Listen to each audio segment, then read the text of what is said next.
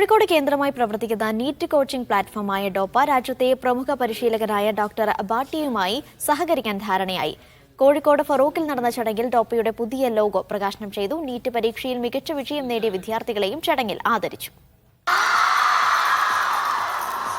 Kozhikode medical കോളേജിൽ നിന്നും പഠിച്ചിറങ്ങിയ 4 യുവ ഡോക്ടർമാരും ഒരു എഞ്ചിനീയറും ചേർന്ന് തുടങ്ങിയ നീറ്റ് പരിശീലന പ്ലാറ്റ്ഫോമായ ഡോപ്പ ഇന്ത്യ ടെക് ഭീമനായ ഡോക്ടർ ഭാട്ടിയയുമായി ഒന്നിക്കുന്നു.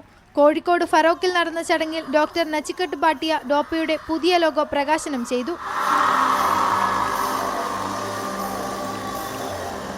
ഡോപ്പ സ്ഥാപകരായ doctor Niyas Paloth, doctor Muhammad Asif, doctor Ashiq Zainuddin, doctor Jamsheed Ahmed, Muneer Marakkar എന്നിവരും ചടങ്ങിൽ പങ്കെടുത്തു.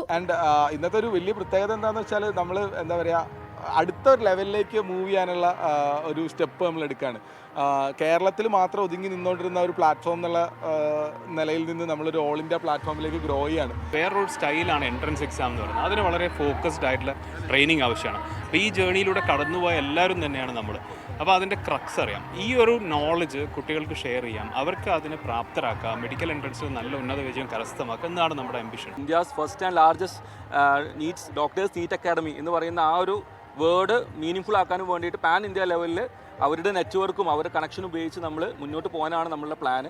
അതുവഴി കേരളത്തിലുള്ള എല്ലാ വിദ്യാർത്ഥികൾക്കും ആ പാൻ ഇന്ത്യ ലെവലിലുള്ള ഒരു എക്സ്പോഷർ, കോമ്പറ്റീറ്റീവ് എക്സ്പോഷറും കൂടി നമ്മൾ കൊടുക്കുന്നുണ്ടാവും.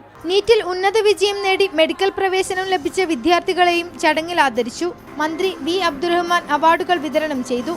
യുവാക്കളുടെ മെൻപവറുള്ള സംസ്ഥാനമായി ലോകത്തിനു മുമ്പിൽ നമ്മൾ എത്തപ്പെട്ടു എന്നുള്ളതാണ് ഈ കാലഘട്ടത്തിന്റെ ഏറ്റവും വലിയ പുതുമ. വിദ്യാർത്ഥികളുടെ കലാപരിപാടികളും അരങ്ങേറി. മീഡിയ 1 കോഴിക്കോട്.